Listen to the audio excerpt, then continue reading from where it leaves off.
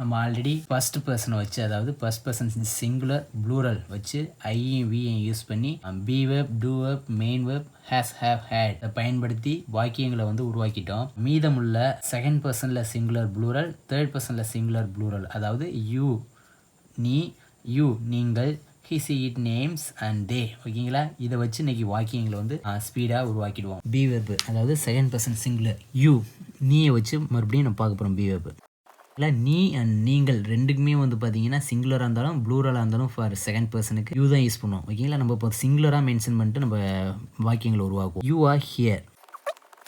யூக்கு வந்து பார்த்துட்டிங்கன்னா B web ப்ரெசன்ட்ல என்ன பார்த்தீங்கன்னா ஆர். ஹியர்னா உங்களுக்கு ஆல்ரெடி தெரியும் மீனிங் இங்குன்னு அர்த்தம். Okay, so you are here அப்படின்னா நீ இங்கு இருக்கிறாய். அவ்வளோதான், புரிஞ்சுதுங்களா? நீ இங்கு இருக்கிறாய்.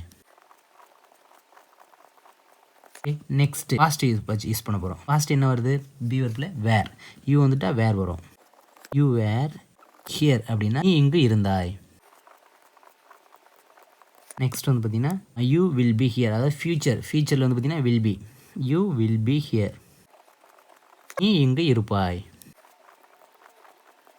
இன்றைக்கி வந்து எல்லாத்தையும் ஸ்பீடாக ஷார்ட்டாக பார்க்குறோம். நம்ம சென்டென்ஸ்லாம் வந்து பார்த்திங்கன்னா லாங்காக மேக் பண்ண மாட்டோம். காரணம் வந்து பார்த்திங்கன்னா ஆல்ரெடி நான் வந்து ஐயும் வியும் வந்து பார்த்திங்கன்னா அங்கே யூஸ் பண்ணி ஆல்ரெடி வாக்கியங்களை உருவாக்கிட்டேன். ஸோ அதை வச்சு நீங்கள் இதுக்கப்புறம் நீங்களே ட்ரை பண்ணி உருவாக்கலாம். ஒரு சில பேருக்கு வந்து பார்த்திங்கன்னா என்ன நினைப்பீங்கன்னா, இதுவும் சொல்லிட்டீங்கன்னா நல்லாயிருக்கும் அப்படின்னு நினைப்பீங்க. அப்படின்றனால நான் அது வந்து பார்த்திங்கன்னா ஷார்ட்டாக உங்களுக்கு போடுறேன். ஓகேங்களா? சென்டென்ஸ் வந்து பார்த்திங்கன்னா லாங்காக இழுக்காமல் ஷார்ட்டாக உங்களுக்கு முடிச்சுக்கிறேன். ஓகேங்களா? ஏன்னா இந்த சப்ஜெக்ட் வந்து பார்த்திங்கன்னா ஒவ்வொரு சப்ஜெக்ட்டும் போது அந்த are, were, will be, is இதெல்லாம் வந்து பார்த்திங்கன்னா கொஞ்சம் உச்சரிப்பு வந்து பார்த்திங்கன்னா கொஞ்சம் மாறும் சப்ஜெக்டை பொறுத்து. ஸோ அதுக்காண்டி வந்து பார்த்திங்கன்னா இந்த மாதிரி ஷார்ட்டாக உங்களுக்கு எல்லா சப்ஜெக்ட்டையும் நான் யூஸ் பண்ணி முடிக்க போகிறேன். ஓகேங்களா? நெக்ஸ்ட் பி வெர்ப் கம்ப்ளீட் பண்ணிட்டோம். Next do verb. யூ வந்துட்டா டூ வெர்பில் டூ தான் வரும். You do it. டூ இட்னா நம்ம ஆல்ரெடி சொல்லிட்டோம், இது அல்லது அது. ஸோ யூ டூ இட்னா நீ அதை செய்கிறாய். நெக்ஸ்ட் வந்து பார்த்திங்கன்னா பாஸ்ட். யூ டிட் இட், நீ அதை செய்தாய்.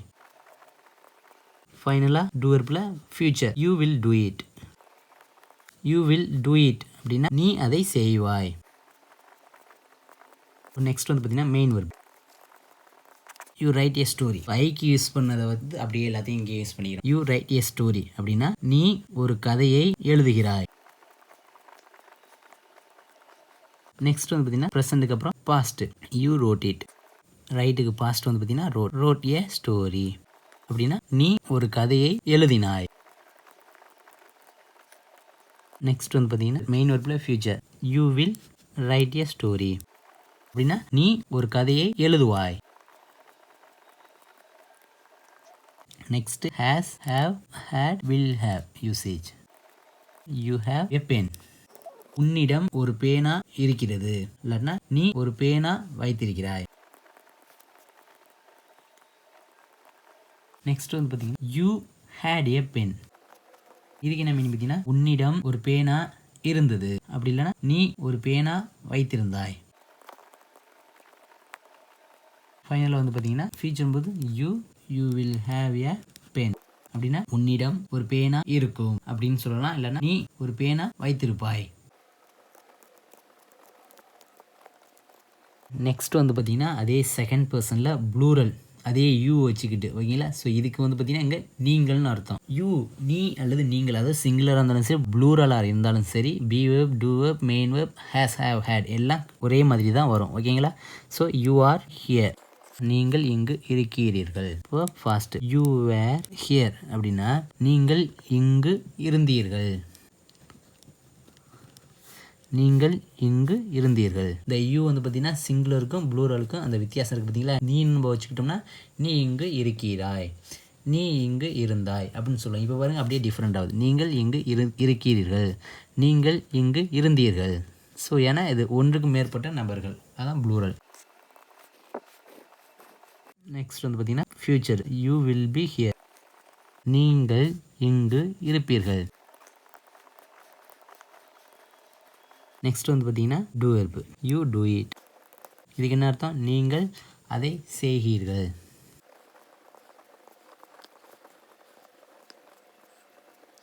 அடுத்தது பாஸ்ட். யூ டிட் இட், நீங்கள் அதை செய்தீர்கள். ஃபைனலாக future. You will do it அப்படின்னா நீங்கள் அதை செய்வீர்கள். நெக்ஸ்ட் வந்து பார்த்தீங்கன்னா main verb. You write a story. நீங்கள் ஒரு கதையை எழுதுகிறீர்கள். Next past. You wrote a story. அப்படின்னா நீங்கள் ஒரு கதையை எழுதினீர்கள்.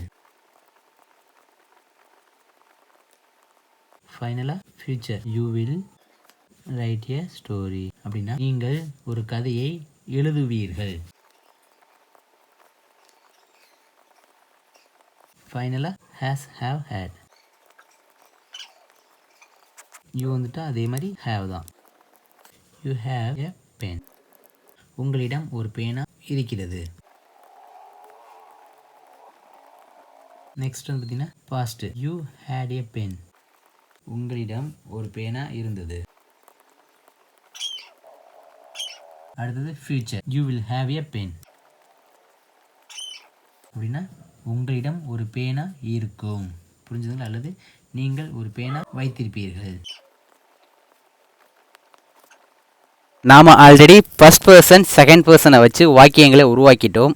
அடுத்த வகுப்பில் தேர்ட் பர்சனை வச்சு வாக்கியங்களை உருவாக்குவோம். உங்களுக்கு ஏதேனும் சந்தேகம் இருந்தால் கமெண்ட் செக்ஷனில் பதிவு பண்ணவும்.